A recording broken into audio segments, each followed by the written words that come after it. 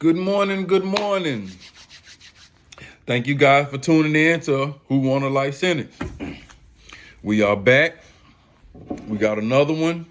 Today we are going over, today on the docket we got Mr. Armond Hilton.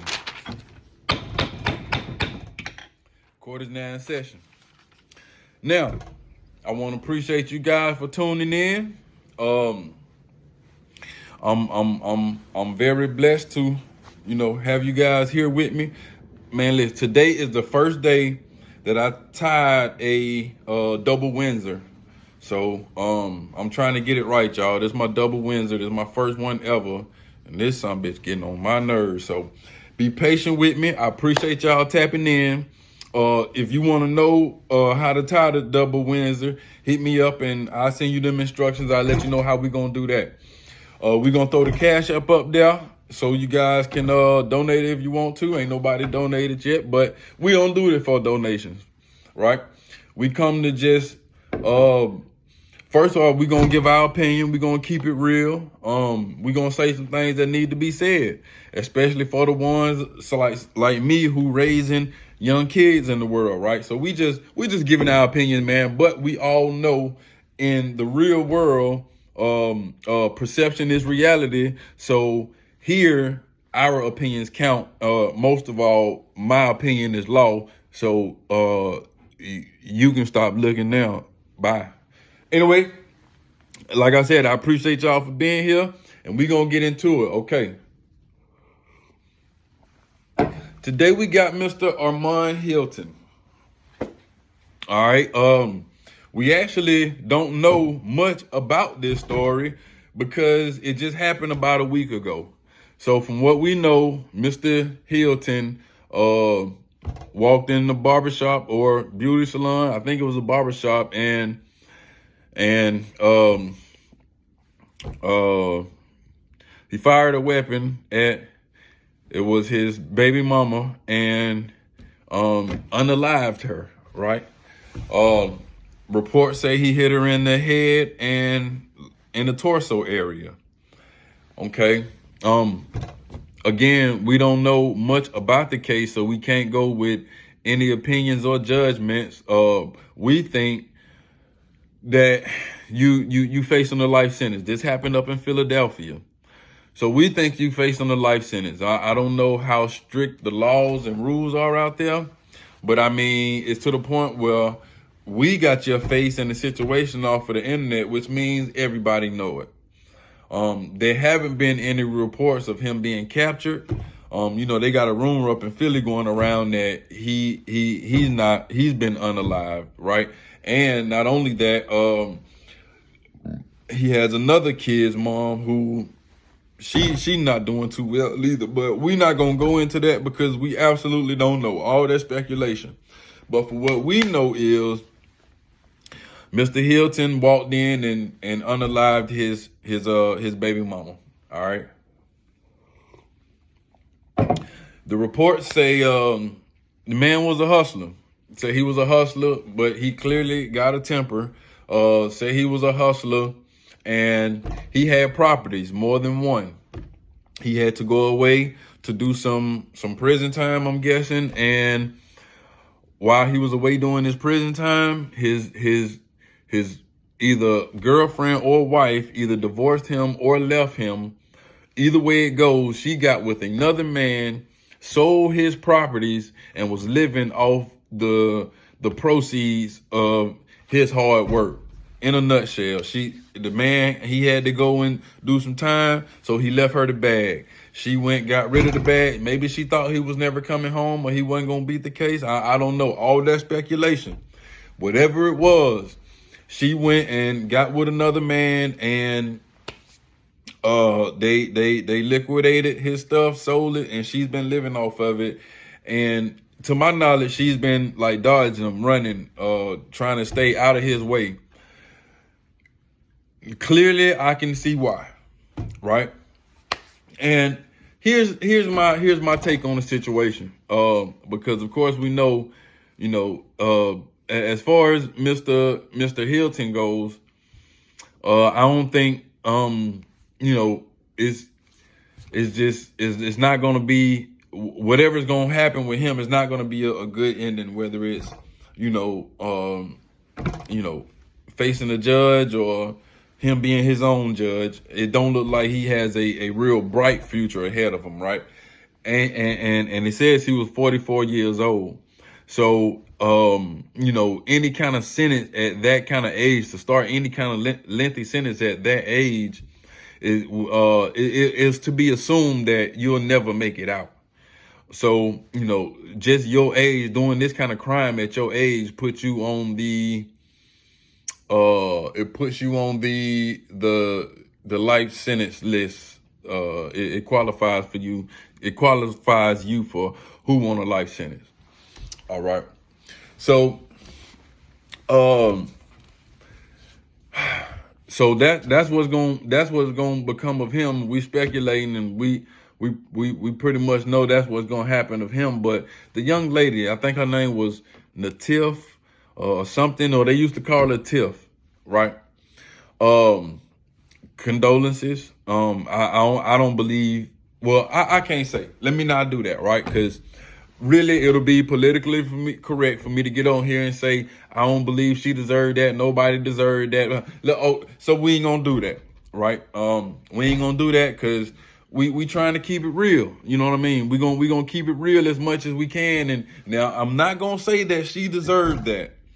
What I am gonna say, I'm gonna state the obvious, and this is just from, I'm like miles and miles and miles away, and I've never even been to Philadelphia, so I'm judging from, you know, a complete outsider's standpoint, right? I'm gonna be honest, man. Mr. Hilton,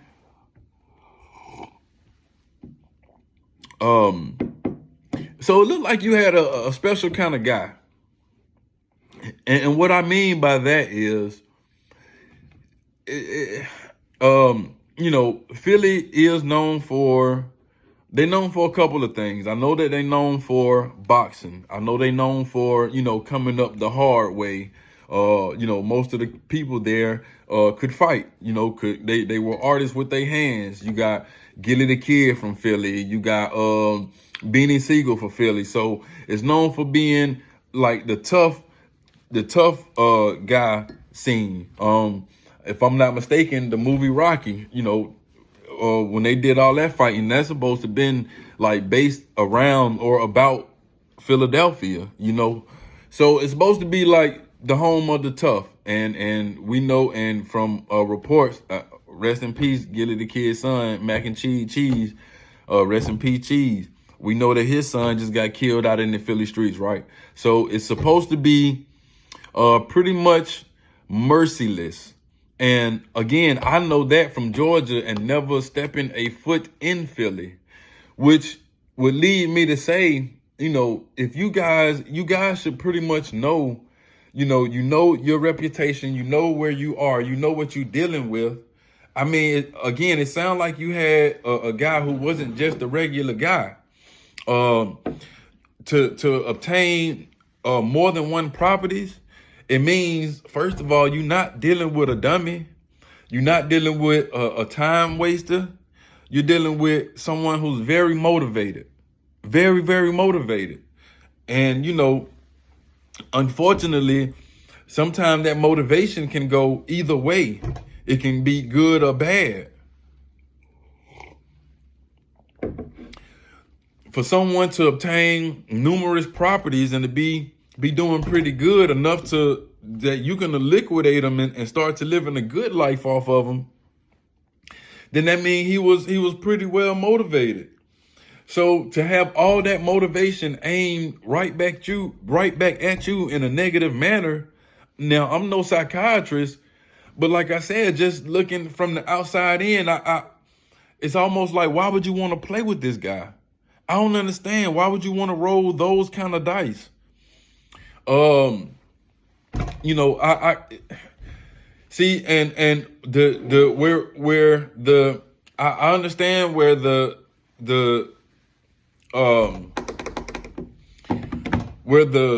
conflict comes in, because I know all y'all gonna be like, well, you can't blame the victim. You can't blame the victim.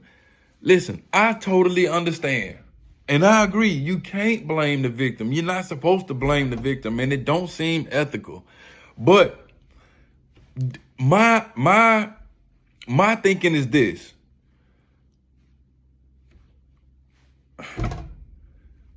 She's the victim, right? So we can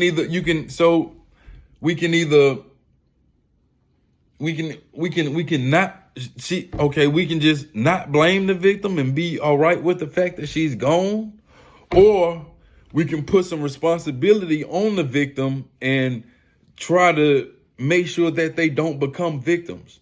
You see what I'm saying? Not saying that we can take anything back that we can't, but I mean to learn from it for the next generation. So like saying, okay, if this hypothetical, I'm not saying anything. We're gonna say she took $2 million from him. You know what I mean?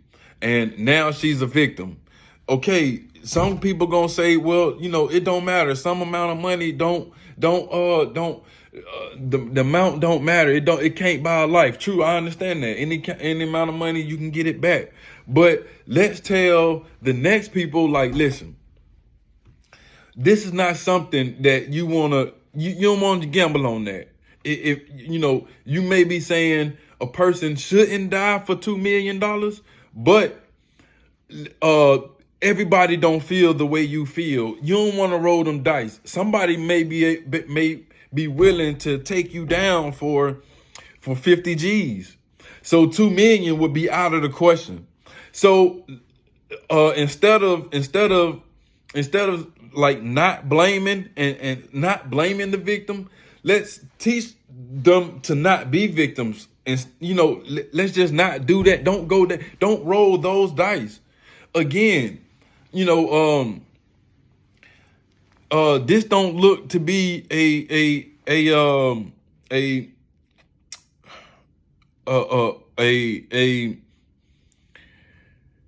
bullshitting type of guy. I'm gonna be honest. From the moment I seen his face, some people say, well, he's a coward. He did this to a woman. He did this. Like, I understand your sentiments. I understand that. But you also got to understand that if this is the same kind of guy that if because he did that which could be considered a cowardly act, don't really mean he a coward. It puts him more in the no nonsense realm, because if this were a man, I believe if a man would have done the same thing, then he would have probably tried to make the same example out of a man. He would probably have had the same rage towards a man, but it just happened to be a woman who deceived him this way, who took his fortune. So that's, even though y'all may look at it like a cowardly act, this strikes me as a no nonsense type of guy. This may be the kind of guy, the way he made those threats, this may be the kind of guy who's done this before. Who's maybe has gotten away with a few things before. And now he's 44 years old, nearing 50. And, you never know how fragile a person's mental state is. You never know, what could make them snap or go in reverse or, act out or do these things. So I'm just saying this gamble is just not worth it. I believe it would have, if no matter who would have done that transgression, when he know where they were and got that location on them, he would have kamikaze the same way he did. So the fact that it just happened to be a female, I don't think this was, we started off doing the shows with just the guys pretty much acting like some bitches. You know what I'm saying? Too much in their feelings, too much in their emotions. And this is the same case. He was really in his emotions. This could have fit in that category. But this is different. This is different. It's almost like this would have been like stomping at a wolf. Stomping at a wolf. And almost knowing that he could break that chain. Maybe someone was telling you, nah, he can't break that chain. I seen him on that chain. I done seen him. They put another wolf on that chain. This wolf broke that chain, meaning whatever was holding him back, whatever's jail, prison was holding him back, he broke that chain. You thought he had a solid chain. You thought he had a life sentence, a 20-year chain, whatever. He broke that chain, and he went and handled that. So, and before I get out of here, I'm going to say, Tiff was a pretty girl. And I'm noticing something about, I'm in Georgia. I'm in Atlanta. Okay. And it's, we've been dubbed the Black Hollywood. And I'm gonna be honest, I'm proud to be here. I'm proud to be a part of it. And black people really can come here and strive, or be here and strive. We got our racial moments, but it's okay. For the most part, you can do your thing. This last weekend, I went to a horse ranch owned by black people, and I was amazed because we were riding 4-wheelers, and they had horses and black cowboys. No white people or Mexican was on the property at all. They had a whole black ranch. These were black cowboys. So just the idea of what they were doing, and they were doing something, it made me proud to be there, right? So you can do that kind of thing in Atlanta. I almost forgot my train of thought. But the black woman, now before I say this, I'm married to a black woman. I have 2 black daughters. So I think I have the right. If I ain't got the right, then I'll do what I'm supposed to do. I'll take it back. I'll shut up. I got black sisters. I got a black mother. So I think I got the right. Man, listen. You black women.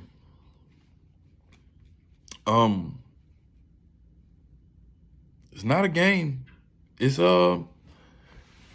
you guys' stock are going down a lot. And it's continuing to fall. I remember I can't remember exactly who said this. It may even been Charleston White. Maybe not, but I can't remember who said this, but it was so accurate. If you guys remember the movie Baps with Halle Berry and the other girl, the heavyset girl, it was I think whatever Baps was supposed to be like Black American princesses or beautiful American prince. I don't know what it was, but the name of it was Baps, and it was about the 2 girls, and it be Kevin Samuels who said it, but he was like, that was supposed to be a joke. The way that, they had the real loud hair and everything was exaggerated. The nails were real long, and, if she talked, she popped the gum real hard, and, the walk was, everything about them was like exaggerated and animated, and it was supposed to be a joke. But that's really how our black women look these days. Sometimes when I see the flaming red hair or the pink hair, don't get me wrong, we don't even want the weave, but it's understandable, especially if it's black. May do something a little exotic, may have a little brown or the blonde or tips or whatever. Okay, cool. But when it's purple and Cat in the Hat green, I'm gonna be honest, I'm not one of the guys who want to be seen with you like that. I saw I had to pick my son up one day from his mother, and she had red hair. Man, I ain't even get out the car. Boy, get in. Get in. Get in. And we got out of there. Okay, so it's becoming not only that, so that's just the look, but man, you guys, so nobody don't want to hold you guys back. But let me tell you something. Let me tell you the reality of the situation. Black women are like the gatekeepers of, especially in Atlanta, you know, all these big corporations, which I'm sure are owned and operated by other ethnicities, other races, white people, Jews, Hispanics, this, whatever, probably not black people. They have black women are the gatekeeper to all of it. This is who you're going to have to fight with when you're trying to get some kind of customer service for something, or when you're trying to get some help with a situation. A lot of times if you go into the bank and trying to make a withdrawal, it's a black woman scrutinized. If it's a white lady, she sees your accountant and she sees your money, she going to give it to you. A black woman going to ask you all this stupid personal questions like it ain't your money.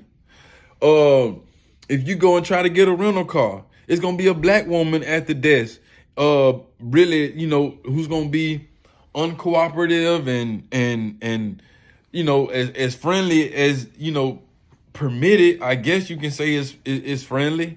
But man, every time I have to do some kind of customer service, it's some kind of black woman that I have to go back and forth with. Man, I even went down to the child support office. Man, full of black women. It's just, when I tell you, it's bad. It's bad. And it's nothing to have a full-blown argument with them right there. They do not back down. They are not feminine. They will fight you. They will. They've been, you know, you guys think sassy is a good thing.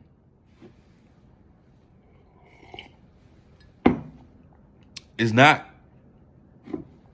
Well, when it comes to us, we don't want it. We don't prefer it. The sassiness, you know, maybe at 16, 17, and 18, when we trying to, you know, see if you still a virgin and trying to be your first, just to find out that, you know, we ain't. A little sassiness is okay then.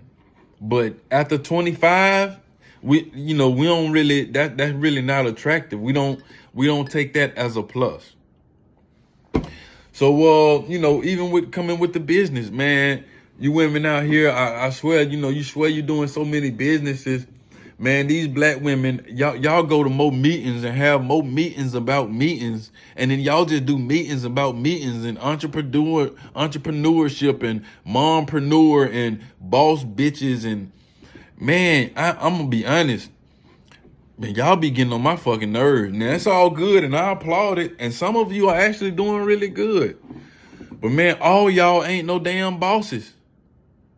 Mompreneur, why, what's wrong with just being a mom? Right? I mean, you know, chase your dreams. Do your thing. But it'll still bring us, what I try to look at is the end.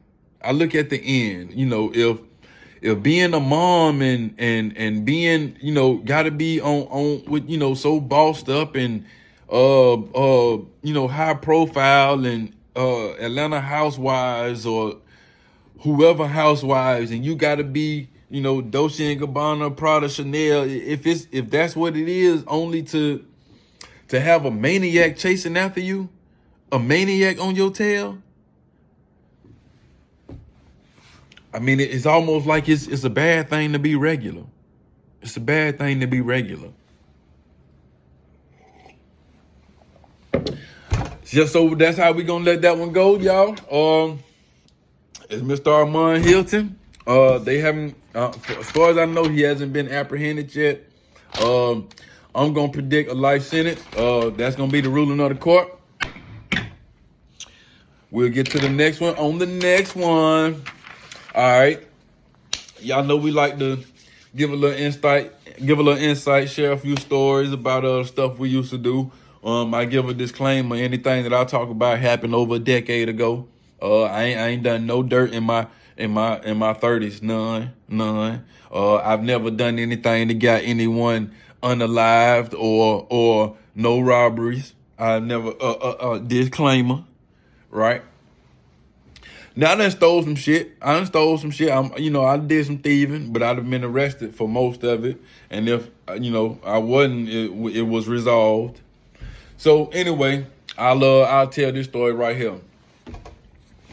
And the reason why I'm telling this one is because it can, I try to make it tie in if it can a little bit, man. Just to, I don't know. But again, it was, in this story, I was about 27, 28, not really doing too good in my life.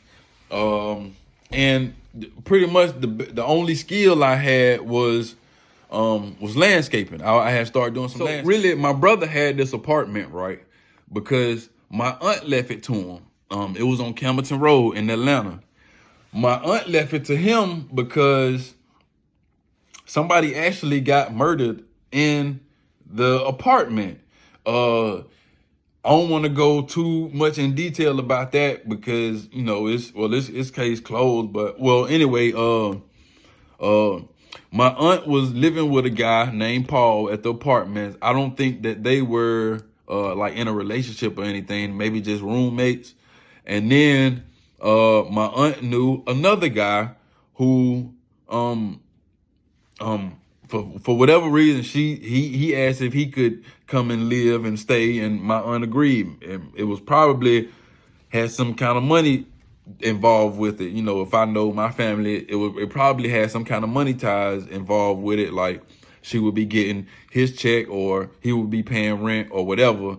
And I'm making a long story short. So now we got two guys living in here in this apartment with my aunt. The guy that came, I think he was on heavy drugs. He snapped out one day and went to talking. I think both guys were attracted to my aunt. You got heavy drugs involved. And the guy who was there initially, he's no nonsense. His name was Paul. Paul was no nonsense type. He ain't messed with nobody. He just went to work, came home. Whatever he did, right? And the big dude put his hands on Paul for whatever reason. Maybe the drugs made him do it or did it. And Paul defended himself. And when Paul defended himself, he ended up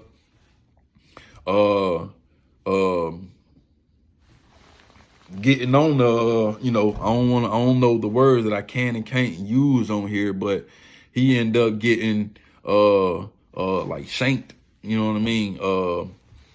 A bunch of times, man, real gruesome. And he was unalived and he didn't make it. And this was right here in the apartment, in my aunt's apartment. So she ended up moving out of it and my brother moved into it. So when my brother moved into it, I came over there, you know what I mean? So that's how we got this apartment. And then we end up not paying the rent on time, right? So I'm cutting this set of apartments over on Simpson Road with this guy who had he was called Lil John and Lil John and the Giant or something. Lil John and the, I don't know. He had some weird name for his landscaping company, right? So we out there cutting and man, while we cutting, man, I see something nice because I had the weedy up by the I'm talking about the west side of Atlanta, Simpson Road. I had the weedy up by the top of the apartment where the main street was. So there's this girl walking out of the apartment. And now when I first look at her, I only look from the stomach down because she had on like, the little thin sweatpants type. But when she get closer, face was maybe a 6.5. I can't even really say she could push a 7. Definitely not an 8, right? So it's like doable. It's like doable. And she had like one of them like this shit that I'm telling y'all about now. You know what I mean? Some of them little earrings right here in the side of her face. And it's ugly. You know, when they get old or dried up, they be looking crusty. You know, y'all be putting that shit all in your face. Anyway, she had one of them, the weave in her head. And like I said, the bottom half looked real good. Up top was just normal. You know, it was so doable. But when she walked away like she was going to the store, but that thing was like the hill, right? I'm talking about, and I could tell she, you know, she ain't have no panties on. So by the time she come back from the store, I get a number. I jump on down. And, you know, it seemed to me as maybe she had done walked past me on purpose. You feel me? I get a number. Her name was Angie. Told me she went from Georgia. I think she was from Florida. And, you know, it's always been a thing. My boy Rick say, you know, them Florida people real special. They be having some stuff going on. Them motherfuckers be crazy, right? So, me and her get to kicking it. And now I just want to smash. I see it ain't gonna be too hard. But the apartments we in, they some bullshit. I can't even think of the name of it. It's like they gotta be Section 8. They really more like projects, right? Because even when we down there cutting in there, you can see you know, it's just run down, trash everywhere. Kids running around, you know, should be in school. They running around doing whatever. Doors open, you know, people running in and out. Folk, then you got, you know, in a situation like this, it'll be a brand new Mercedes over here beating, you know, some whatever, some Future with the doors open on it, looking like it shouldn't even be in this area. Brand new rims, and you see what I'm saying? So you see what's going on, whatever, right? But this ain't none of my business. So this the area, and she got 1 or 2 kids in her apartment. It got to be some kind of Section 8, right? And she got a cousin that's living in there with her. Now, this just one of them, you know, he just a cousin. He a guy. And I mean, he ain't got no job. One of them guys in and out of jail, just a real fuck up, can't get it right. He just really dead weight. He in the way, right? So I'm working, like I said, I'm working with dude, and he ain't really paying me much. He had good clientele, but he's struggling himself. So this ain't even no good money situation. I ain't even getting a whole lot. I think he giving me like, he trying to give me $250, $300 every Friday. I only work with him for maybe like 10 days because the first time he paid me, shit was off. You see what I'm saying? So anyway, so this thing moving along real quick. We talking about in a matter of 2 or 3 days, because she tell me she ain't got no boyfriend, but she had 2 small kids in the house, and I never seen them. You know what I mean? So at this time, it was income tax time. And she had told me that she had already filed, plus she had done claimed like 3 kids. And she was getting, I ain't gonna go that far in the business because then y'all know who she is, but she was getting some more money from the state too for the kids for something else, right? So she was one of them girls I think knew how to pretty much work the system. Ain't nobody had no job. And, you know, probably, I don't know, probably everybody anybody bought something in the neighborhood probably had her, right? So, we doing, and we get to talking, and when she let me know about this money, for some reason, you know, them girls like that, they like to do that. They like to let you know when they have something coming in, especially if, you know, you a guy who may look like you about some business. And I look like I'm always busy. You met me on the job, so I look like I'm about some business. And I've always been a hustler to some degree, right? So we get to talk about, I tell her, when she get to telling me about the money, I get to tell her that I wanted a half a pound of weed. Now, I can get this half a pound of weed. This was when the exotic had, it was fair. Like I said, it's like 10, 12 years. It's fairly new. So a pound was somewhere around 1,200. You can get a half a pound for somewhere around 800, right? So I'm telling her I got somebody who got it. They got the good prices on it. This, and that, and that. This, and that, and that. She done promised me the money. Now, what's gonna happen is, and you know how girls think, she think I done became her her boyfriend, and she my girlfriend, and this, and that, such, right? So I invite her, but even before, the money came in, when the money on the way, I go and pick her up one day. I got my homeboy Dior car, right? So we going like a double date type thing, and it was funny. His name was Angie too. So we go pick him up. I pick her up from her apartment. I don't know who she left the kids with. I've never even seen the other two kids, right? So she leave the kids with somebody. She come with me, and that's the only night we had at my house. I do my thing with her. I beat her down, but I'm knowing I'm beating her down because this money on the way. You know what I mean? So I'm really performing, right? I'm doing my thing, and I mean, she loving it. From the feedback I'm getting, she loving it. We ain't do no oral. Again, came off Simpson Road, west side of Atlanta, right? So a couple days later, she hit me. Money came in, bad. After work, and I remember, and again, okay, so after work, she was telling me that she knew somebody or something, but I'm also telling her, like, nah, don't do that. I don't want to make no kind of moves. I want to buy from my people. Just give me the money, right? Don't do nothing. So she get to telling me that her cousin, the fuck up in the house, he wanna ounce, because he wanna start selling some trees throughout the neighborhood, right?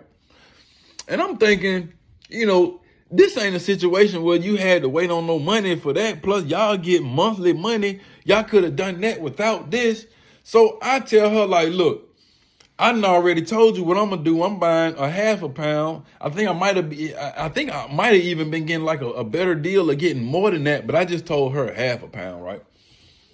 So I'm like, when I get the half a pound or whatever it is I'm getting, I just get this nigga an ounce out of that, and he can do his thing instead of giving him $200 for him to go spend some more. So really he could spend it with me. When I get the half a pound, if he just gotta give it, he can spend it with me. I bless him. So she like, cool, that makes sense. We'll do that. Man, I get off work. You know what I mean? I'm going over there to get the money or whatever. When I get the money, something had me aggravated or irritated or something, because it was something like she was supposed to give me $1,000, but she only gave me, we're gonna say like $750 or $800 or something weird, but it wasn't what we talked about. So it had me aggravated, but I can't show it because she's still giving me the money. She blessing me, right? So I can't show that part.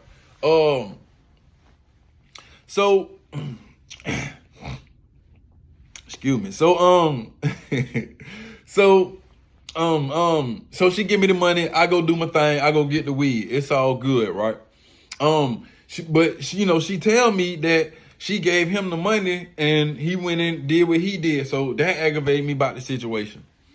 So now I got my weed, and now once I got my weed, again, remember she know where I live because I done brought her here like last week. In my mind, I'm done with the bitch, right? Because she want me, because after I got the weed, she hit me on some stupid shit like, these niggas over here want to buy something or something. And in my mind, I'm like, because I'm working at a place called DMC over on Campbellton Road, and all these niggas do is smoke weed. I mean, I could literally take a little amount in there and do pretty good for the day. I ain't even got to deal with no risky shit like Simpson Road. So I'm like, nah, I'm good. Nah. So she keep calling me and trying to get me over there. And I don't think it's no robbery or nothing like that. I think she trying to fuck with me. And like every time she calling me, it's something about the weed. Like, my cousin that ran out, he just said, can he get something to smoke it? And I'm thinking like, bitch, don't, if your cousin out of weed, y'all need to do what y'all were doing before you let me. You said I could borrow this money, borrow this weed or whatever. So y'all need to do what y'all were doing before, you met me. Just because he out of weed and you gave me that don't mean every time he look up this nigga, no, don't call me. So we going back and forth. Every time it's something about some weed, it's me. No, that's not the case. Man, I go to ignoring this bitch call. Let me start talking like that. I go to ignoring her call. I go to ignoring the text, this. And finally, she take the hint after about half a day. She go to, getting real rowdy on the phone. Look, da-da-da-da. And like one of the last things she said was, look, man, I ain't got time for this. Just bring me my weed and then you can go about your way. That the text message I really been waiting on, where I could really cut you off, like block your number, not ever come, even though you done came to where I lay my head at, you can't you can't come over here. It's over with. I mean, I don't think you can make your way back over here, but I'm done. You don't know nothing about me. You don't know where I'm at, where I work. You don't know nothing, right? I'm done. But I stopped. She messed around and she sent stuff. She sending stuff from other people's phone. I'm blocking their numbers. She doing this and doing that. So I'm at the apartment, right? I'm at the apartment. My brother already got locked up because he done ran off with Big and did something crazy, and they done got arrested. And this is what led to me turning myself in. But they done ran off doing something crazy. So I'm there by myself, and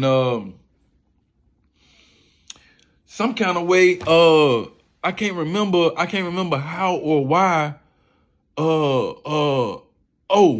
It was something like I'm at the apartment and somebody beating on my door. Boom, boom, boom, boom, boom, boom, boom, boom. And I'm thinking like, damn, who is this? Because nobody really know where I live. And she couldn't have, I only brought her over here one time, and it'll be hard to remember, where we were at. She ain't even from Georgia. That's what she said, right? I go look out the window, it's them. I see I ain't gonna tell you what kind of car. I seen a red truck out there, and it was and I don't even recognize it. Beating on my door. Boom, boom, boom, boom, boom. So I see who it is down there. I'm like, damn. So I don't even know why I ran, but I'm thinking some kind of way, because this apartment ain't been paid for, and really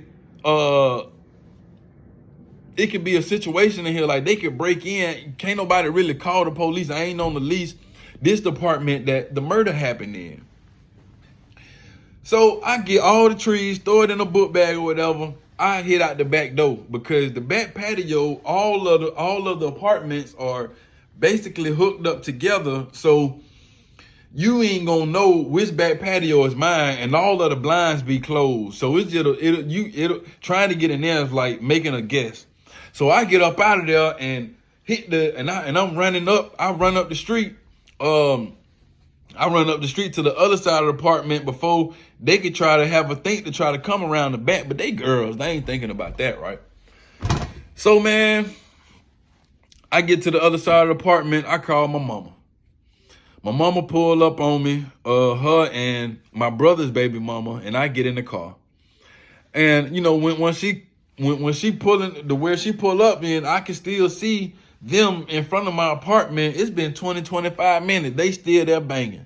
Other people, done came out their apartment looking or whatever, and folk done got nosy, but ain't nobody called the police.